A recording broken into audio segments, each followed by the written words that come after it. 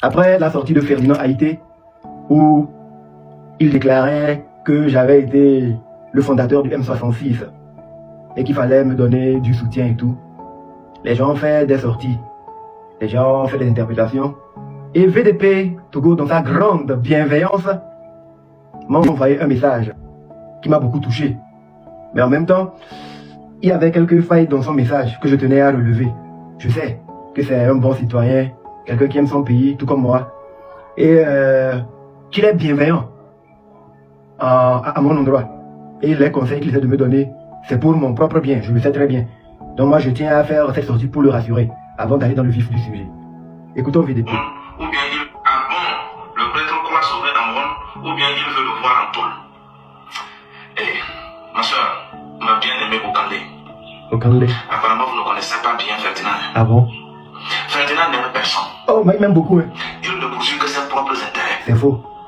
Ses intérêts personnels. Non. Moi, je n'ai pas son intérêt personnel. Tel que voir la chute du président Ford, peu importe les moyens. Puis réussir à remplir correctement son sombre cahier de charge pour lequel il est engagé par des impérialistes et des forces néocolonialistes dans le but de voir l'Afrique souffrir. Okay. Il est payé pour ça. Ah bon? Pour ça, il est prêt à tout, peu importe les moyens. Et il a pris l'habitude sur lui d'en parler. Il se cache pas.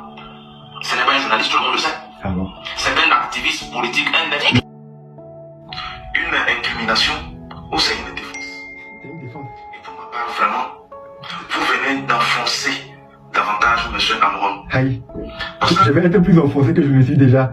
Non, je ne pense pas que M. Ferdinand m'ait enfoncé. Pas du tout, mon ami VDP. Et je vais t'expliquer le pourquoi.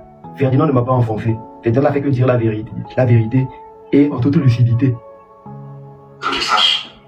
Et si je n'abuse pas, pour la plupart des Togolais, et même des autorités, ce qu'on retient contre Amron, surtout entre-temps, de par le passé bien sûr, oui. Nous l'avons tout simplement reproché d'avoir tenu des propos outrageants, d'avoir insulté le président du conseil. Je m'en excuse. Je m'en suis excusé par le passé. Je m'en excuse aujourd'hui encore. Je sais que j'ai été outrageant, déviant et qu'il ne fallait pas. Mais pour ma défense, je n'étais pas moi-même. J'étais un peu fou. J'étais un peu fou. Cependant, poursuivons. D'avoir outragé la plus haute autorité du pays. C'est pas de folie. Quel que soit le type de dénonciation ou de critique, quel que soit le degré de contestation. Les honnêtes personnes et conscientes ont toujours dit que quelles que soient les situations, Amron a exagéré en insultant la plus haute autorité. Pardonnez. Je sais que j'ai exagéré. Je n'aurais pas dû insulter la plus haute autorité. Et je crois que le commandant et ses éléments me l'ont fait bien comprendre. C'est vrai qu'ils n'ont pas respecté la procédure. Ils n'ont pas fait des choses comme cela se devait. Et pour ça, ils aussi doivent répondre. Parce qu'ils ont sali l'image du président du conseil en le faisant. Ils ont humilié le président du conseil. Comme si le président du conseil, pour pouvoir trouver une solution à mon cas par rapport à mon attitude, il fallait envoyer 50 gendarmes venir me chercher, venir m'arrêter, me faire boire une eau qui me fait perdre la tête et après me torturer. Je ne pense pas que ce soit le président du conseil, avec tout ce qu'il a à sa disposition comme levier pour résoudre mon cas. Je ne pense pas que ce soit lui qui ait donné l'ordre de me traiter comme ça. Tu vois, non? Donc il faut qu'il paie pour ça. Parce que quand on est fou, est-ce qu'on frappe les fous? Parce que les fous ne raisonnent pas bien. Aïe, on torture les fous. Yo, continuons. Franchement, le président du conseil, c'est tout ce qu'on retenait contre lui. Oui. Pour ma part. Parce que jusqu'à l'heure là, si on me demande qu'est-ce qu'Amron a fait, qui lui a sérieusement créé des ennuis, de sérieux problèmes avec l'État togolais, je dirais tout simplement que c'est parce qu'il a insulté le président. C'est vrai. Et nous en avons. En fait, ce que VDP a dit, c'est ça qui est la vérité. J'ai dénoncé les détourneurs, la pour les personnes victimes des abus, rien ne s'est passé. J'ai dénoncé le tribalisme, la pauvreté, les tortures. J'ai milité pour que les personnes enfermées dans le cadre des actions politiques puissent être libérées, rien ne s'est passé. Et quand j'ai insulté la plus haute autorité du pays, beaucoup de choses se sont passées. Et c'est ce qui a été retenu contre moi. Les insultes. La raison des insultes ne sont pas retenues. Pourquoi c'est arrivé jusque-là, que je devienne fou, que je pète un câble, que je tombe dans les outrages? Ça, c'est pas retenu.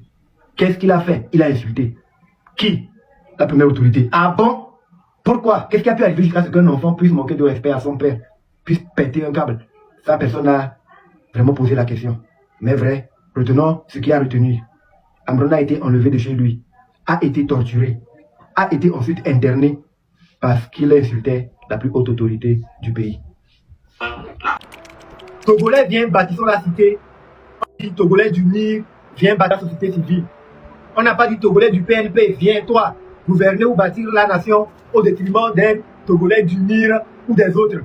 On n'a pas dit Togolais de l'ANC ou Togolais de tel. On a dit Togolais, cela englobe tous les Togolais. Voilà pourquoi, depuis ma sortie le 21 juin, j'ai voulu tenir une posture d'équilibriste. Quand il le fallait, quand je trouvais des positions disproportionnées, j'apportais mes énergies pour équilibrer les choses. Je savais que mes postures, au départ, ne seraient pas bien interprétées, que cela pouvait dérouter les gens. Mais cela ne m'a pas empêché à adopter ces postures-là, parce que je le faisais pour l'intérêt général. Monsieur Guy, Monsieur René Missodé, j'avais la possibilité de quitter le pays et de ne me mêler de rien. Mais je suis resté parce que, après ma sortie le 21 juin, les 26, 27, 28, il y a eu d'autres Togolais, parmi lesquels, en l'occurrence, toi, tu as été arrêté et tu as été incarcéré. Il fallait qu'il y ait des gens qui puissent être sur le terrain et continuer par élever les énergies pour réclamer la libération de ces Togolais-là qui sont sortis suite à l'appel du mouvement du M66, mouvement dont je porte l'ADN, pour réclamer la libération du Togo, pour réclamer de meilleures conditions de vie pour tous les Togolais. Il fallait des gens sur le terrain et j'ai voulu prêter ma voix à cet exercice. J'ai voulu mettre encore ma vie et ma personne pour cela. Alors quand toi et les autres, vous avez été arrêtés, les 26, les 27, on a découvert des corps dans la lagune, les 28, il y a eu ce qu'il y a eu. En juillet, il y a eu des mobilisations qui ont continué. Je me suis dit, je devais continuer par me mobiliser pour revendiquer que les personnes arrêtées pour avoir pris part à des manifestations politiques ou pour avoir eu à aller me mêler encore à des manifestations le 30 août. Cette organisation qui a conduit à mon inculpation en septembre 2025 et m'a mis sous contrôle judiciaire. On m'a mis sous contrôle judiciaire. J'ai perdu la possibilité de quitter le pays. J'ai perdu la possibilité d'avoir une vie normale et décente. J'ai perdu la possibilité de pouvoir développer le talent de mes enfants en tant qu'artiste, en tant que citoyen patriote, parce que j'ai refusé de me taire, de penser à moi. J'ai voulu m'engager pour les personnes comme vous qui étaient arrêtés en juin, alors que moi je venais de sortir. Parce que je me suis dit, moi je ne peux pas sortir, et des gens qui se sont mobilisés pour réclamer ma libération, on les arrête et moi je vais me la couler douce. C'est moi qui suis allé porter plainte au tribunal militaire contre mes tortionnaires. C'est moi qui ai incité toutes les personnes victimes de torture à faire comme moi, à prendre ma suite pour qu'on soit nombreux, pour que le peuple soit derrière nous, pour qu'on réclame justice, pour que cette posture et cette énergie ou cette dynamique qu'on met en place constitue une épée de Damoclès au-dessus de la tête de ceux qui sont dans les directions ou dans les administrations où ils doivent faire usage de leur force pour défendre les peuples, mais se servent de leur force pour opprimer et brimer les peuples. C'est moi. Le 30 août, la marche sur le trottoir, c'était moi. Parce que justement, on nous a reproché le fait d'avoir voulu agir par la violence. J'ai voulu montrer que nous sommes ouverts au dialogue et que nous ne sommes pas des déviants, nous ne sommes pas des sauvages. Nous allons manifester pacifiquement. La marche sur le trottoir, c'était une marche agressive. Elle était dirigée contre qui? Contre personne. Et le but de cette marche, c'était de faire en sorte que les dirigeants sachent que les gens ne sortent pas parce qu'ils s'arrêtent dans le pays. Ils veulent que les malversations s'arrêtent dans le pays. Ils veulent que les abus s'arrêtent dans le pays. Ils veulent que les richesses du pays puissent être que des personnes comme vous, qui étaient incarcérées alors que vous dénonciez la mauvaise gouvernance. Ce n'était pas juste. Vous ne méritez pas d'être plus enfermés que les personnes qui détournent de l'argent, qui sont en liberté. C'est pour ça que j'ai continué. C'est pour ça On m'a privé de ma vie. C'est pour ça qu'on a continué à me maintenir à l'écart des scènes. C'est pour ça que je n'ai pas droit à une vie ordinaire aujourd'hui. Monsieur qui? Mais je ne me suis pas arrêté là. Quand bien même j'étais sous contrôle judiciaire, quand bien même j'étais interdit de sortir du territoire, j'ai continué à militer pour la libération des gens. Le 6, par amour pour vous, je pense que je resterai toute la journée à la maison pour prier. Pour prier pour vous. Prier parce que je sais qu'il y a beaucoup de personnes qui sont adeptes de la mauvaise gouvernance et qui agissent pour que vous ne puissiez pas voir leurs méfaits. Je sais qu'il y a beaucoup de personnes qui torturent des gens, mais ces personnes font en sorte que vous ne soyez pas au courant. Le 30 août, je voulais sortir dans les rues pour faire en sorte que vous soyez au courant. Ces personnes ont trouvé le moyen de me bloquer chez moi à la maison. Comme Guy Missoudé le dit, elles ont voulu répandre dans l'opinion que non, je vais appeler à de la violence pour qu'il y ait encore des victimes. Donc je décide, ceci, de ne pas sortir de chez moi, de rester à la maison toute la journée pour prier. Prier pour vous, pour que Dieu vous donne le discernement. Que Dieu vous donne surtout beaucoup de courage et de bravoure, afin que vous puissiez avoir la capacité de punir les personnes dans votre cercle qui détournent l'argent du pays et qui font en sorte que les Togolais se révoltent contre vous. Je prierai pour que l'Esprit Saint vous donne le courage d'agir avec la plus haute avec le plus grand sens de responsabilité quand il s'agit de l'intérêt supérieur de la nation. J'agirai en sorte que l'Esprit Saint vous donne le courage de faire en sorte que les gens qui sont cités dans les rapports de l'ITE, de l'IGE, de la Cour des comptes, puissent réellement rendre des comptes, être punis par la justice comme cela se doit, avec la même sévérité que ceux qui dénoncent la mauvaise gouvernance. Je ne le fais pas que pour moi. Je le fais parce que vous en avez besoin. Je le fais parce qu'il y a des gens qui font du mal autour de vous, mais qui font beaucoup de sacrifices pour que vous ne puissiez pas être au courant. J'imagine, moi, ces 20 dernières années, je n'ai pas réalisé de très grandes choses. Mais avec le peu de choses que j'ai eu à réaliser, je me sens très fatigué. J'imagine vous, avec toutes vos réalisations, sur le plan national comme à l'international, combien doit être votre fatigue? Combien grande doit être votre fatigue? Je sais qu'on est un champion, un leader et on réalise des exploits. Parfois, c'est difficile même de dire « Oh, je suis fatigué, je vais me reposer. » Parce que parfois, quand on regarde derrière soi, on ne voit pas, même si je vais me reposer, qui peut continuer mes œuvres pour que le peuple puisse être satisfait.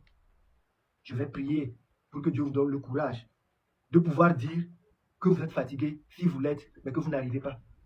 Et si vous vous inquiétez de savoir, mais qui peut compter sur nous? Nous, les jeunes, nous sommes là. Moi, en premier plan. Non, le travail va être propre, je vous promets. Je peux vous seconder, je peux être votre second. Vous donner des directives et moi, je vais les faire appliquer. Que non, qui peut vous remplacer? Qui peut vous remplacer? Personne ne peut vous remplacer. Moi, je ne veux même pas vous remplacer. Non. Mais je vais faire en sorte que ce que vous dites, que ça soit fait, ce n'est pas fait là, que cela puisse être fait. Donc, je vais rester pour prier. Maintenant, il y a un événement qui s'est produit. Et c'est un événement qui m'ont fait me dire, mais Amron, normalement en tant que leader, tu dois pouvoir dire quelque chose, tu dois pouvoir orienter des gens. J'ai vu qu'il y a des gens qui ont décidé d'organiser une journée Togo propre, le 6 juin. Je suis très content de cette initiative-là.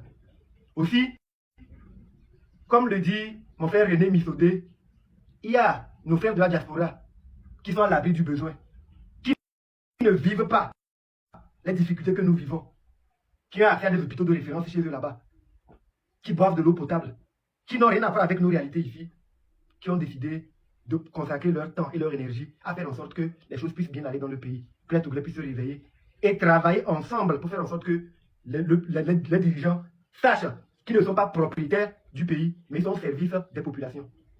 Ces personnes aussi ont décidé d'organiser Togo en pause. J'adhère à l'initiative de Togo en pause, je le dis d'emblée. J'adhère à l'initiative de Togo en pause. Même le 6, moi-même, je serai en pause parce que j'ai été torturé. J'ai ma femme, elle vend au marché au niveau de l'Otogo. Elle se plaint ces derniers temps. Ah, tu sais, le marché, ce n'est plus ça. On paie les taxes et tout, mais on ne vend plus comme avant. Les étrangers sont venus, ils s'en sortent mieux que nous. Nous, on ne s'en sort pas. Je dis, ah, il faut que le message là parvienne au président. Mais si toi, tu parles...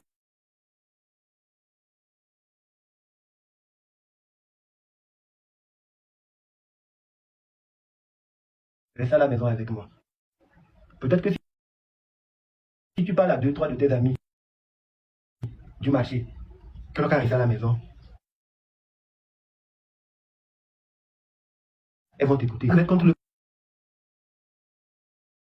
président, non. Mais parce que ce jour-là, vous voulez rester à la maison, laisser le marché vide, pour qu'il sache que, en vérité, même quand vous venez faire des efforts, le peu que vous gagnez, c'est trop peu.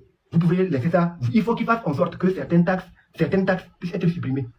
Qu'il y ait certains avantages qui puissent être octroyés à vous les femmes. Restez à la maison pour que le message puisse passer. Restez à la maison. On va m'arrêter arbitrairement et puis les choses vont aller à l'État. Non, nous sommes en train de travailler à ce que le pays devienne un État de droit. Ce que nous faisons, nous sommes en train de rendre service à nos gouvernants. Nous sommes en train de rendre service à nos gouvernants, aux dirigeants. Parce qu'ils aimeraient bien aussi avoir un État de droit.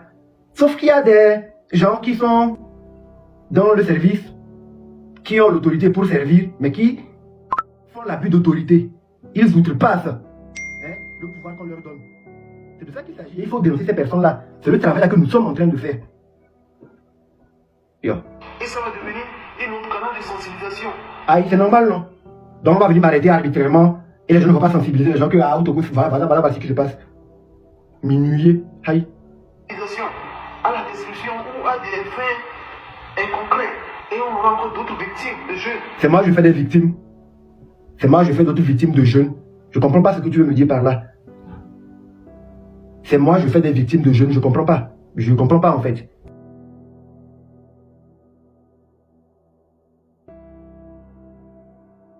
Déjà ou à quelqu'un, mais tu as peur, tu ne sais pas comment le faire, tu ne sais pas comment prendre la chose, et bon, tu te dis que oui, en parlant à Amron, peut-être que les gens vont savoir. Je comprends pas. C'est moi, je fais des victimes.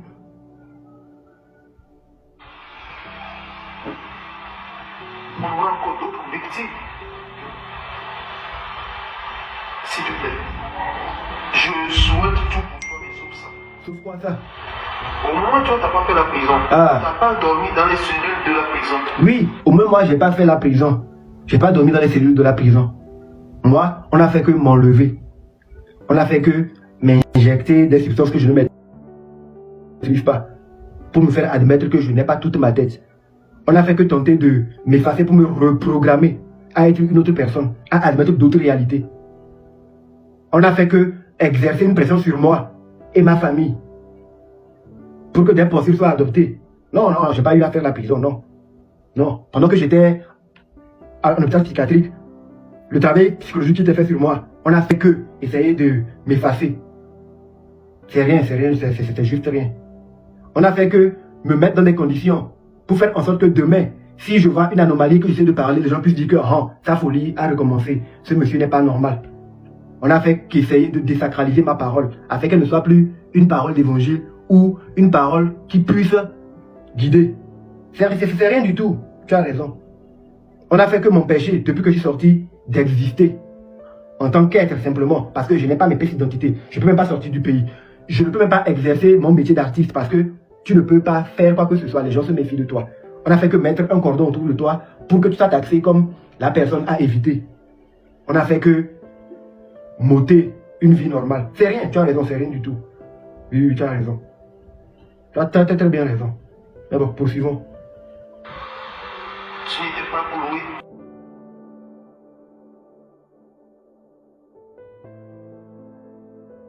Je ne souhaiterais pas vivre ça. C'est pourquoi je milite pour qu'on puisse moderniser nos prisons. C'est pourquoi je milite et j'ai toujours élevé les énergies et sollicité qu'on puisse faire en sorte de construire de nouvelles prisons pour désengorger la prison civile de Lomé. Les rapports de l'ONU l'ont demandé aussi. Et j'ai fait ce combat-là parce que je me suis dit, oui, nous sommes tous des personnes qui sont faillibles. Tout le monde peut se retrouver en prison. On le sait pas, mais tout le monde peut se retrouver en prison. Pour diverses raisons. Mais la prison n'est pas un lieu où on déshumanise les gens. Donc ce que tu décris, je comprends cela. Je suis peiné. Tu n'y es pas aujourd'hui, mais d'autres y sont encore. Et c'est pour ces personnes qui y sont encore que je continue d'avoir cette attitude-là, d'élever les énergies. Pour que ces personnes qui sont encore, ou d'autres, qui seront peut-être demain, ne vivent pas la même chose que toi tu as vécu. Dans la chaleur, où tu ne trouves même pas là où tu vas dormir, tu t'accroupis ou bien tu... Ça ressemble trop aux paroles que le psy me disait. Quand je lui disais que non, moi j'aurais bien voulu être plutôt enfermé. Il me dit, oh, tu ne sais pas la chance que tu as d'être ici. Tu es enfermé quelque part, seul où tu ne vois personne, tu es isolé. Tu as 4 lits. Tu as le droit, tu peux choisir là où tu vas te coucher.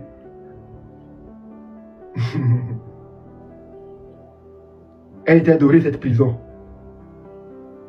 Mais prison dorée, prison de marbre, prison en cuivre, la prison reste une prison.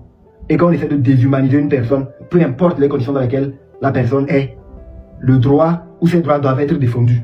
C'est ce droit-là que je suis en train de défendre. Merci infiniment à Sakabongo, mon frère d'une autre mère, que je ne réunirai jamais. Je sais que nous sommes engagés pour le bien, parce que nous aimons notre pays, nous allons le pays changer. Merci à Tomé PC, mon frère d'une autre mère. Merci à Hugo Conde. Merci à Kodoli Tomé. Merci à tous les combattants de la diaspora qui sont engagés pour voir le pays évoluer, qui font une dénonciation matin, midi, soir. Vous n'êtes pas mauvais. Non, vous êtes de votre pays, personne ne doit vous le reprocher. C'est vrai que de temps en temps, il y a des infiltrés qui tiennent des propos pour faire croire que oui, c'est les gens qui luttent, qui veulent créer le chaos et tout ça là. Non, les gens sont assez lucides. Nous sommes engagés pour faire en sorte que les choses puissent évoluer dans ce pays. Et ça va changer. De gré ou de force, ça va changer. Humble, malgré son immense pouvoir, il se met au service de ces créatures que nous sommes. En espérant, prie Dieu, vous êtes petits, êtes insignifiants. Le grand Dieu se manifeste, il se met dans ses services. Et maintenant, qu'est-ce qui va advenir des hommes qui ne sont pas des dieux, mais qui sont au service des autres hommes qui sont à l'image de Dieu? Yo, jamais. Donc, faisons preuve de magnanimité. Faisons preuve de tolérance. Quand il y a encore des gens qui sont enfermés, on nous dit pour les libérer. Ne prenez pas nos tolérances comme des affronts. Tu vois, bon, tel ose parler de tel, de madame tel ose parler de tel ose parler de tel ose parler de tel prisonnier. Il veut décider, non, c'est pas de la décision. Mais quelque part, si on le fait, c'est parce qu'on veut que Dieu ne puisse pas être trop méchant avec vous. Parce que nous savons que quand on dit pardonne-nous, il faut que nous pardonnons aussi à ceux qui nous ont offensés. Dieu nous a peut-être pardonné beaucoup de choses.